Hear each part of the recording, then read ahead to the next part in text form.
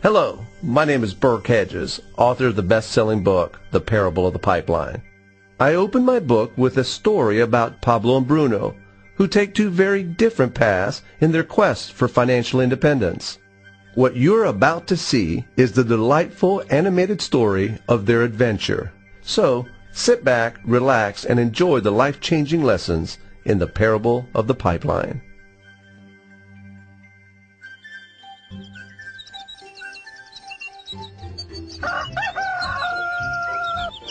Far away, in a small village, near a beautiful valley, lived two friends, Pablo and Bruno. They were both young and dreamed of a better life for themselves. They'd often discussed their dreams about how they would become the most successful men in the village. They weren't afraid of hard work, and they searched for opportunities to help realize their goals and achieve their dreams.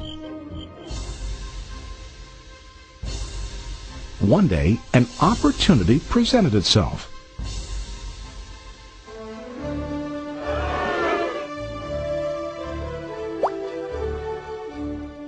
The mayor of the village decided to hire two people to bring water from a spring up on the mountain, across the valley, back down to the village. They were to be paid based on the amount of water delivered to the village. Bruno and Pablo enthusiastically got to work. Every day, from morning till evening, they carried buckets to and from the spring. They worked hard, carrying water to the village. In the evening, they'd return home with their day's wages.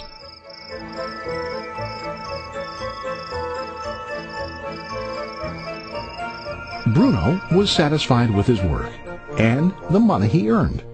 He was sure that with this work he could achieve his dreams. Bruno thought that to increase his wages he could use bigger buckets to bring more water each trip.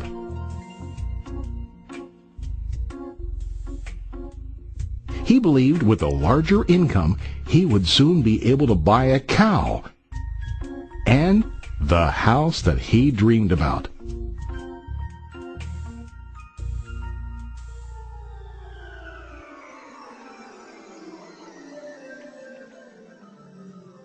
Now Pablo was not satisfied.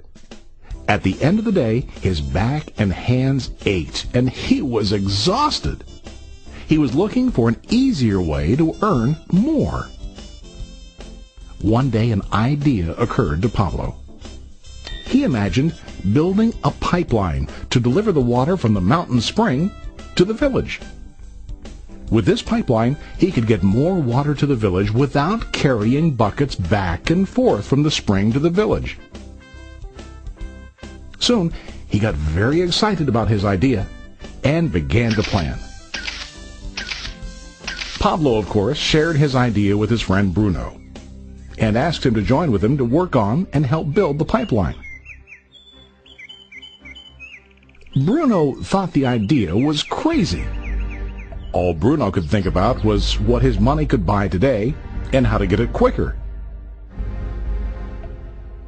He felt that building a pipeline would slow him down and delay him in achieving his goals. Instead, Bruno got bigger buckets and went more often back and forth, fetching water. He was sure that with this method, he could make more money. Pablo decided to build the pipeline on his own. He understood that it would not be easy to build, and it would take time to complete the pipeline. Pablo knew that it could take several years to finish, but he set his mind on his goal. Every day he worked and carried water like before. But on weekends and during his spare time, he worked hard to dig in the rocky soil and build his pipeline. In the first month, there was little to show for his work.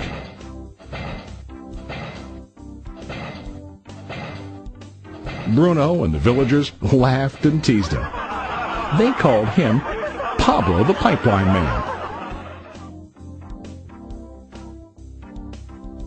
During this time, Bruno's income doubled. He already bought a cow and a bigger house. His lifestyle changed. He now spent time after work in the bar, enjoying his hard-earned wages from delivering water.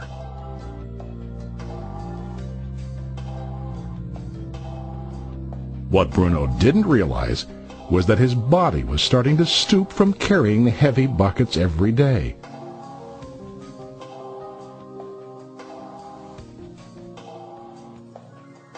His face looked worn and his body tired. Soon, he began to carry less and less water due to the wear and tear on his body.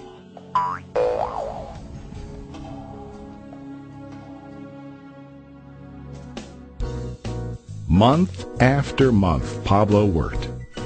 Soon a year passed, and then a second year. Finally, Pablo finished his pipeline. He now used his pipeline to deliver water to the village instead of carrying buckets. Pablo was now earning more money than ever before. The water continued flowing to the village, while Pablo wasn't working. While he slept and ate, the water flowed.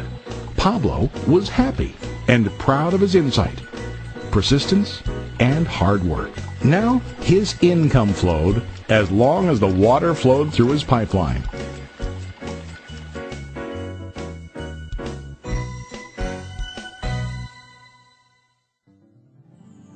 The story of Bruno and Pablo is a reflection of life.